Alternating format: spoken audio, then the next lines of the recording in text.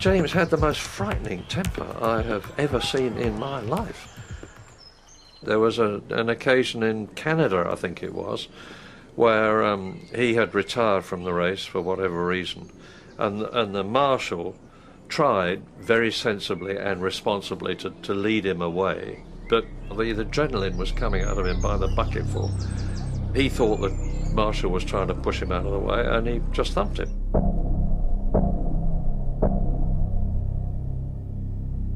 Hello everyone, and welcome back to my team with the legend himself, Mr. James Hunt in the Hesketh Racing Team. And I'm pleased to report finally for this episode we have the Mercedes in black. Yes indeed. Oh dear, don't get too hot, Valtteri, don't get too hot. Well, he does come from Nestola in Finland, you know. Doesn't get very hot out there, does it? No, doesn't get very hot out there. Anyway, we continue now. You can see it's the 4th of May, and I've got the next Grand Prix, which is the Spanish Grand Prix. Fantastic. So only a few days before the Grand Prix, so he's just going to do some durability team building.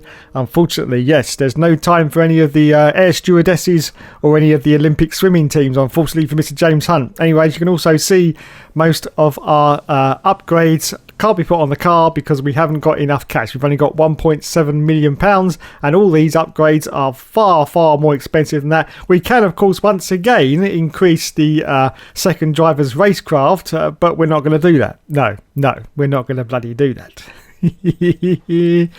So let's have a look and see what we are going to do. It looks like we're going to go for quality control for $1.5 million. Fantastic. So there you go. James Hunt has now blown the budget on quality control. We've now got 208,000 left, so we can't do anything else to the car. And oh look, there's Jenny there typing away at the computer.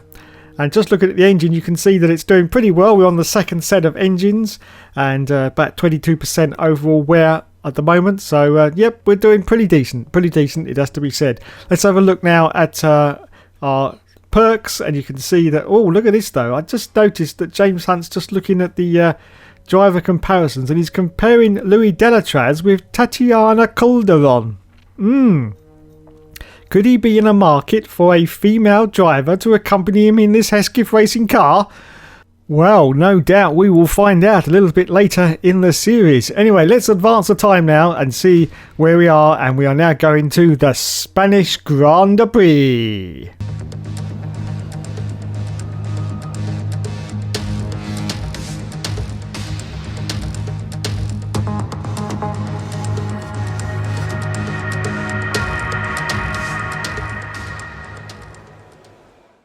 So out for qualifying for James Hunt at the moment. Let's see what time he puts in as he's about to cross the line, and it's going to put him in 6th position, but 2 seconds behind the leader at the moment as Lewis Hamilton puts in a fastest lap. Anyway, a little bit later into the session, you can see James Hunt is down to 19th place. Can he improve on 19th as he crosses the line? The answer to that is going to no, he can't. 2.3 seconds still behind the leader. So as you can see, he crosses the line, qualifying is finished, and it's 20th place only for Mr. James Hunt in the Hesketh Racing Team. The Spanish Grand Prix has been a permanent fixture on the Formula One calendar for over 30 years now, and for good reason. Do you remember Michael Schumacher's absolute dominance here in that rain-soaked Grand Prix in 1996? That day he took his first ever victory for Ferrari, and we've had many more iconic moments since. It's 730 metres from pole position down to a slippery turn 1 here, the first of 16 corners around this 2.89 mile racetrack. The long, wide turn 3 and the uphill right-hander of turn 9 can both be taken full throttle in the right conditions, but I doubt very much we'll be seeing any of that today.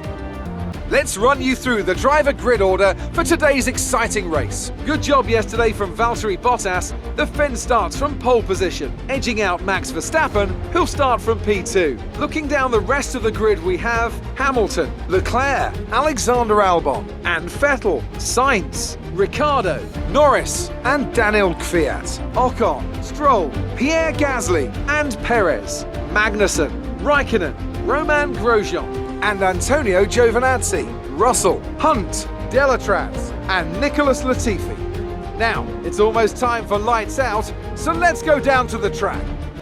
So once again, it's going to be time for those 5 lights to go out, and we will say go, go, go, and it's away he goes. Wow, look at that. Another rocket ship start from the line for James Hunt, and you can see it's actually raining, but we are all on dry tyres. So it must be those conditions where as the rain comes down, it's already drying on the circuit because we are all on dry. And now you can see that James Hunt goes for a dive down the inside, gets past his teammate Louis Delatrez, who lost a huge amount of positions there, and almost clouts into the side pod of George Russell in the Williams, but up into 17th position now for James Hunt on the first lap of this Grand Prix. George Russell in front in 16th place, and Kimi Raikkonen, the Iceman, is battling hard behind in 18th place, and behind him we've got Romain Grosjean. Okay, so this is the Spanish Grand Prix, the circuit which has been used so many times. Look at this. James Hunt very, very aggressively there, goes for a move on George Russell and gets past up into 16th place there. This is the aggression that we've been seeing from James Hunt in previous episodes, and it's long going to continue because he does not give up. He really, really doesn't give up until basically all the wheels have fallen off his car. Yes, he will just carry on going. So still holding on at the moment to 16th position. The rain is continuing to fall as now he goes for a move on Sergio Perez in the Racing Point car, and yes, he dives down the inside of Perez as well. Wowzers me trousers, up into 15th place. That was a superb move there from James Hunt, up into 15th place. We've got Kevin Magnussen ahead now in, of course, that Haas car, and he's got Lance Stroll in the other Racing Points just ahead of him. In fact, we've got a huge train of cars in front of James Hunt now. He's just about to complete the first lap, and Valtteri Bottas has gone and done a fastest lap in, of course, the new black Mercedes car. So we cross the line on lap 1 and go into lap 2. Still on rich mix at the moment for James Hunt. He hasn't got much rich fuel left, of course, so he's still going to turn that down. He's still chasing like crazy against Kevin Magnussen. Anyway, as I was saying earlier, this is the Spanish Grand Prix, and this is a circuit that, of course, was used extensively for testing. Absolutely. In fact, this was the main testing circuit back in the day, so of course everyone knows this circuit like the back of their hand, and I have to say that it is, well, these days it's a pretty boring race that ends up in the current Grand Prix. Yes, it's pretty boring, but anyway, we persevere, still hold on to 15th place. The rain is still continuing to come down, as you can see, but it is not wet enough for intermediate tyres. No, as you can see, the rain is definitely drying as it's in the circuit, so that's why we're still out on dry tyres, because we have full grip in these tyres. So James Hunt has reported back to us there is no problem with grip whatsoever with these dry tyres. So we continue on in 15th position ahead of George Russell in, of course, that Williams car. I learned a very, very late dive there from James Hunt on the Haas driver. Wow's, oh, little bit of end plate that's fallen off. I do believe that may be from James Hunt. He's got a warning for a collision with Magnussen, but he gets through up into 14th place, but I think he's lost his front wing end plate.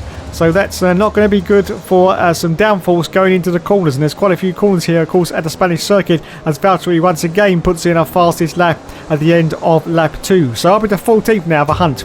And he's chasing down Lance Stroll with Kevin Magnussen still behind now, trying to get back his position that he just lost, as a DRS has now been enabled on lap 3. You can see the rich mix hasn't really gone down a lot at the moment. It's still, in fact, it's going up. We're on rich mix and the fuel is actually going up. I've never seen that before, but yes, it's actually going up. Wowzers.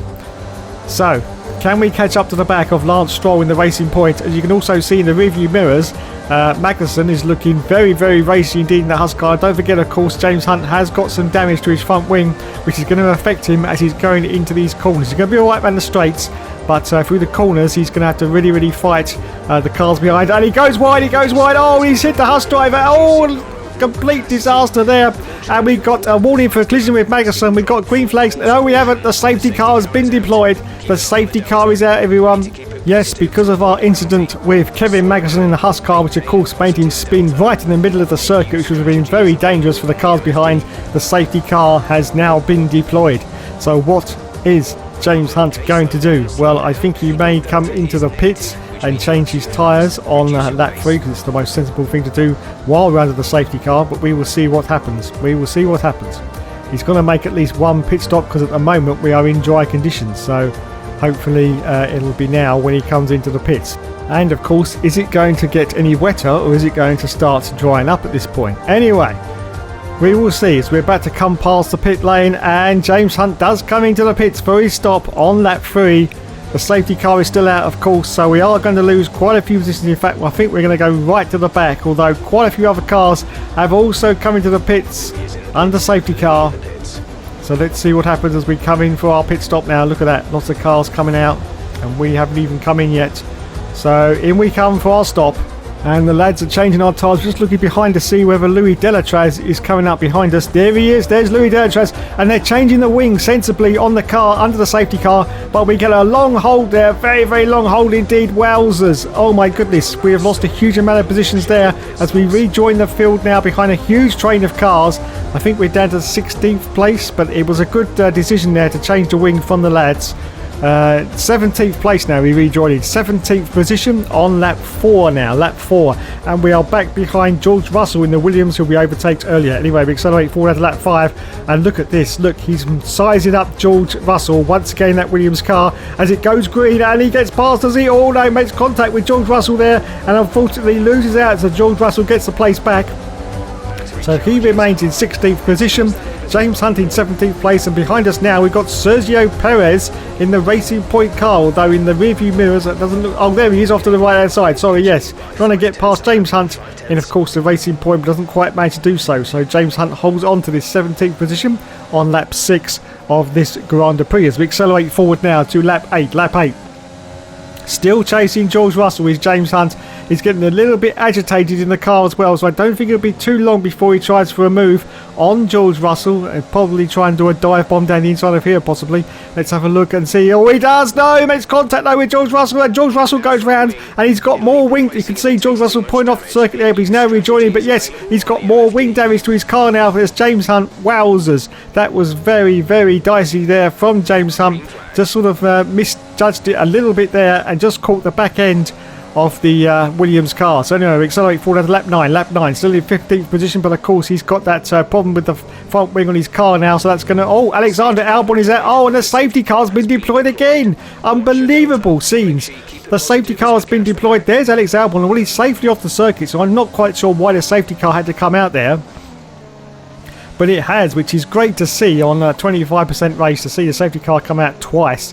So once again, we will see what happens with James Hunt. Is he going to come into the pits once again to get that wing changed and get onto some more tyres? Well, we will find out any minute now, because we're almost at the pit entrance. He's only got 13% wear on those tyres though, so I don't think it'll be worth it, to be honest, for James Hunt to come in.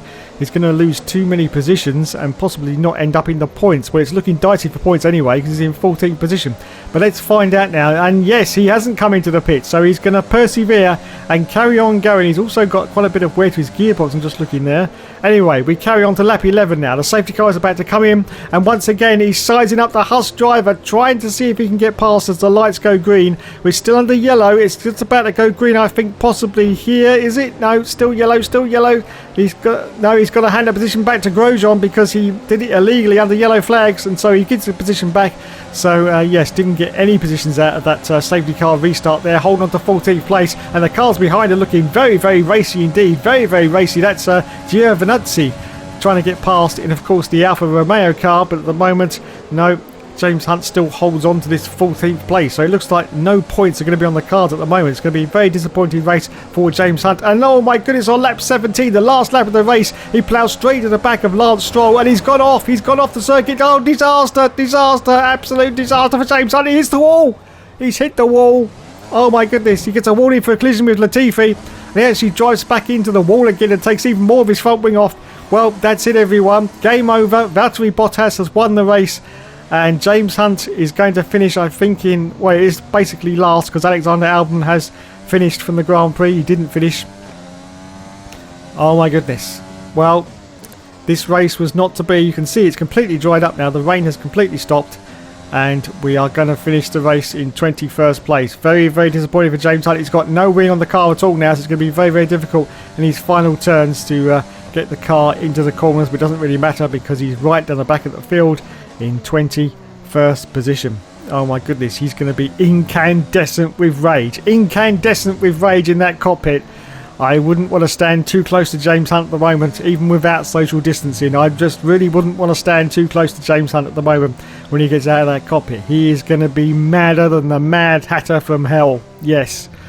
Anyway, just this last corner to go, and James Hunt is about to cross the line, or should I say limp across the line, in 21st position.